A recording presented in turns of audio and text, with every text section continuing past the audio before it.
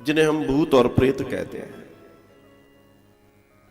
लेकिन सबका अस्तित्व है साहब। ये तो इससे बड़ा प्रमाण भागवत से ज्यादा कहां क्या होगा कि धुंधकारी प्रेत हो गया, प्रेत होने के बाद फिर उसकी मुक्ति हुई।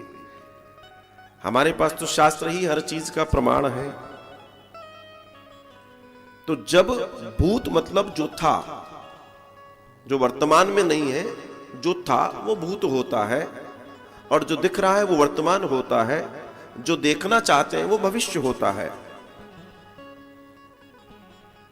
जब शरीर से आत्मा बाहर जाती है, एक नेचुरल डेथ और एक अकाल मृत्यु। जब भी अकाल मृत्यु होगी, उस मृत्यु से जब आत्मा बाहर निकल जाती है, लेकिन वो तब तक नया शरीर धारण नहीं कर सकती जब तक उसकी पूर्ण जो आयु है, क्योंकि अकाल मृत्यु हुई है ना, उसको वो पूर्णता नहीं मिलती, और तब तक वो अपने कुल, अपने परिवार वालों के लिए एक दिक्कत बनी रहती है। अकाल मृत्यु हुई धुंधकारी की, उसके कल्याण के लिए भागवत कथा हुई। हमारे घरों में भी, हमारे आसपास भी हम देखते हैं अकाल मृत्यु हो जाती है कई बार। आजकल तो इतना तेज दौड़ है, अकाल मृत्यु बहुत हो रही है। लेकिन अकाल मृत्यु अगर है तो उसका संशोधन करना बहुत जरूरी है। और हमारे शास्त्र कहते हैं कि अकाल मृत्यु का सबसे अच्छा और सबसे सुंदर संशोधन अगर कुछ है तो श्रीमद् भागवत कथा है। आपको चाहिए उन भूत को, अर्थात वो जो नहीं रहे हैं उनको, उनके लोकों तक पहुंचाना, उनकी गति को आगे बढ़ाना।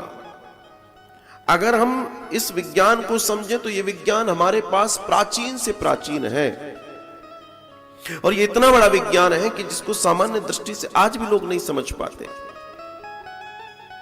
लेकिन आप ये समझ लीजिए कि जिनको अनुभव है, जिनको अनुभव हुआ है, वो जानते हैं कि विज्ञान कितना बड़ा है। जैसे आप शरीर, दिखने वाले शरीरों को संतुष्ट करने में लगे रहते हैं पूरी जिंदगी, वैसे ही आप इनको भी संतुष्ट हमें करना होता है, क्योंकि इनका भी एग्जिस्टेंस है। एक चीज इस शरीर में बैठी हुई है, वो इस शरीर से बाहर निकलेगी, भले ही नहीं दिख रही, पर कहीं ना कहीं तो उसका एग्जिस्टेंस होगा। आपके घर में आपने चूल्हा जलाया, धुआं निकला, थोड़ी देर बाद आपके घर से, आपके किचन से वो चूल्हा, वो धुआं बाहर निकल गया। लेकिन धुआं बाहर निकल गया, धुआं खत्म नहीं हुआ है, धुआं खत्म नहीं हुआ। ये जीवन में ध्यान रखिएगा, वो उसका एग्जिस्टेंस कहीं ना कहीं वो है, और जो कहीं ना कहीं है उसी को हमें समझना है। तो अपने जीवन में भी हमारे अपने कई सारे ऐसे अकाउंट्स हैं, कई सारे ऐसे कर्म हैं, ऐसे डीड्स हैं जिनको हमको समझना परम आवश्यक है। और उनका सॉल्यूशन बाहर नहीं है, उनका सॉल्यूशन आध्यात्मिक यात्रा के थ्रू है, धार्मिक यात्रा के थ्रू है।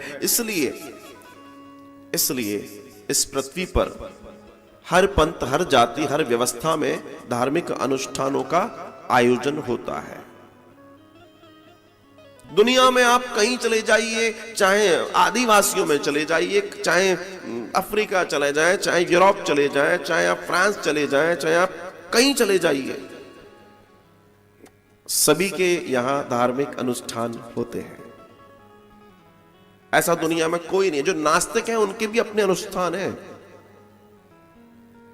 तो इस बात को जीवन में जरूर समझिएगा, और अगर आप नहीं समझे तो ध्यान रखना, कुछ न कुछ छूट जाएगा।